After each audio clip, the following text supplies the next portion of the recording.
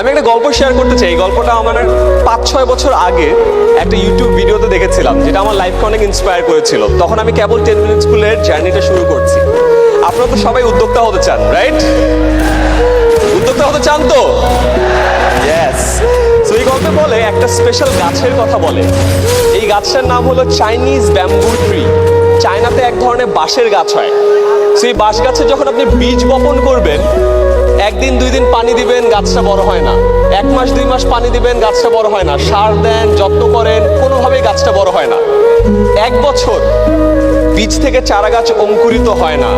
2 বছর, 3 বছর, 4 বছর পর ফাইনালি ওই বীজ থেকে অঙ্কুরিত হয়ে চারা গাছটা মাটির উপরে ওঠে।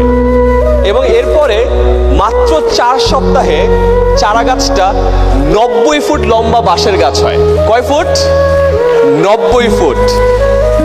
এই গল্পটার সাথে আপনাদের সবার লাইফের মিল আছে। আপনারা এখন অনেক কষ্ট করছেন, অনেক কষ্ট করে ঢাকায় আসছেন, অনেকের সাথে পরিচিত হওয়ার চেষ্টা করছেন, নেটওয়ার্কিং করছেন, কল দিচ্ছেন, হয়তো পাত্তা পাচ্ছেন না, অনেক জায়গায় যাচ্ছেন, কাস্টমার কিনছে না। মনে রাখেন, আপনারও বীজটা একটু অঙ্কুরিত হতে টাইম লাগছে। ওই যে 4 বছর একবার করে একবার যখন ওখান থেকে বের হবেন, 4 সপ্তাহে 90 ফুট এই স্টেডিয়াম পার হয়ে যাবেন। ঠিক এখানে একটা মজার বিষয় আছে। তখন ওই চারা গাছটা দেখে বাকি মানুষ কিন্তু বলে যে আরে মাত্র 4 সপ্তাহে চারা গাছটা 90 ফিট লম্বা হয়েছে। আসলে কি 4 সপ্তাহে 90 ফিট লম্বা হয়েছিল?